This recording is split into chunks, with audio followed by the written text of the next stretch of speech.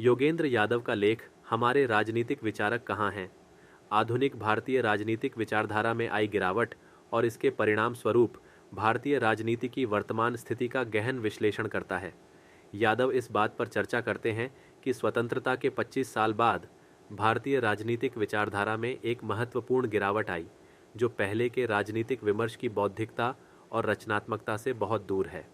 Comparison with the death of Sanskrit, Yadav इस गिरावट की तुलना संस्कृत की मृत्यु से करते हैं, जिसे विद्वान शेल्डन पोलक और सुदीप्त कविराज ने अपने शोध में प्रस्तुत किया है। पोलक के अनुसार संस्कृत, जो एक समय भारत की प्रमुख बौद्धिक भाषा थी, 18वीं शताब्दी के दौरान अपनी प्रमुखता खोने लगी, खासकर औपनिवेशिक युग की शुरुआत के साथ। संस्कृत का बौद्धिक आदान प्रदान में मुख्य भूमिका निभाना बंद हो गया और यह भाषा धीरे धीरे हाशिए पर चली गई। उदाहरण के तौर पर संस्कृत के प्रमुख ग्रंथ और शिक्षाएं आज भी महत्व रखती हैं, लेकिन उनके अध्ययन और उपयोग में कमी आई है। यादव इस विचार का उपयोग करते हुए बताते हैं कि भारतीय राजनीतिक विचारधारा में भी एक समान मृत्यु देखी जा रही है। उनके अनुसार आज़ादी के शुरुआती वर्षों में राजनीतिक विचार और राजनीतिक सक्रियता में जो गहराई और बौद्धिकता थी, वह समय के साथ कमज़ोर हो गई है। जैसे संस्कृत अपनी प्रासंगिकता खोती चली गई, वैसे ही भारतीय राजनीतिक विचार भी वर्तमान जीवन की वास्तविकताओं से कटता चला गया है। उदाहरण स्वरूप, पहले की राजनीतिक बहसें और विचारक आज की सतही बहसों की तुलना में कहीं अधिक गहराई और बौद्धिकता से भरी हुई थीं।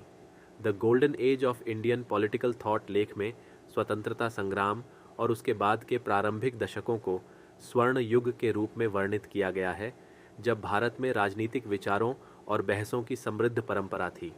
उस समय के विचारक और नेता जैसे महात्मा गांधी, जवाहरलाल नेहरू, B.R. आम्बेडकर और अन्य न केवल राजनेता थे, बल्कि राजनीतिक दर्शन के साथ गहरे रूप से जुड़े हुए थे। वे आधुनिकता, न्याय और राष्ट्र निर्माण के सवालों से जूझते थे और उनके विचार भारतीय परंपराओं और आधुनिक लोकतांत्रिक मूल्यों दोनों में निहित थे। उदाहरण के तौर पर गांधी की सत्याग्रह और नेहरू के सर्वांगीण विकास के विचारों ने भारतीय राजनीति को दिशा दी। ये नेता भारतीय भाषाओं और अंग्रेजी दोनों में निपुण थे और उन्होंने एक ऐसे भविष्य के भारत की परिकल्पना की थी जो आधुनिक और सांस्कृतिक धरोहर से जुड़ा हुआ हो। उस युग के बौद्धिक विमर्श में विचारों की विविधता थी और विचारों का आदान प्रदान विचारधारात्मक और भाषाई सीमाओं से परे था। उदाहरण के लिए, नेहरू और आम्बेडकर ने समानता और सामाजिक न्याय के सिद्धांतों पर गहन चर्चा की, जो आज भी प्रासंगिक हैं। Decline in political thought.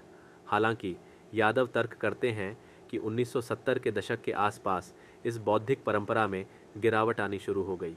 उनके अनुसार उस समय तक राजनीतिक वर्ग दीर्घकालिक दृष्टि और वैचारिक बहसों की बजाय तत्काल राजनीतिक लाभ के प्रति अधिक चिंतित हो गया था। बौद्धिक जुड़ाव की गहराई से ध्यान हटकर सतही लोकलुभावन बयानबाजी पर केंद्रित हो गया। उदाहरण के तौर पर, तत्काल चुनावी लाभ के लिए की गई राजनीति ने गहन विचार विमर्श को हाशिए पर डाल दिया।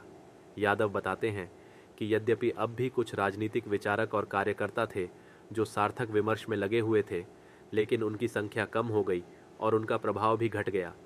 जयप्रकाश नारायण, राम मनोहर लोहिया जैसे व्यक्तित्व जो कभी राजनीतिक विचारधारा के केंद्र में थे, अब राजनीतिक परिदृश्य में हाशिए पर चले गए।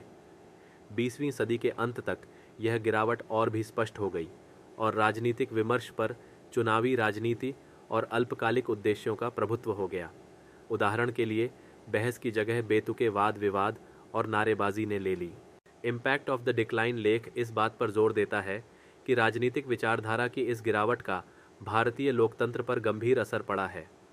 यादव का तर्क है कि गहन चिंतनशील राजनीतिक विचारों की अनुपस्थिति ने पॉवर्टी ऑफ पॉलिटिकल अंडरस्टैंडिंग पैदा कर दी है, जहां राजनीतिक बहसें अक्सर सतही होती हैं और देश के वास्तविक मुद्दों से कटी हुई होती हैं।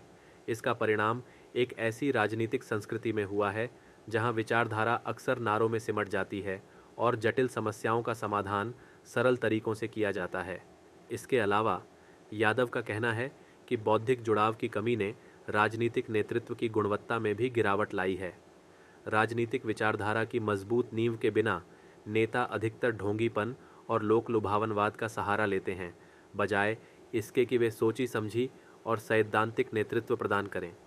इसके परिणाम स्वरूप राजनीतिक माहौल में वास्तविक बहस और चर्चा के लिए जगह कम हो गई है और वहाँ वैकल्पिक दृष्टिकोणों या विरोधी आवाज़ों के लिए बहुत कम स्थान बचा है। उदाहरण के लिए आंतर पार्टी संवाद और विचारधारात्मक बहस की कमी स्पष्ट हो गई है। Call for revival. यादव अपने लेख का समापन भारतीय राजनीतिक विचारधारा की परंपरा के पुनरुद्धार के आह्वान के साथ करते हैं।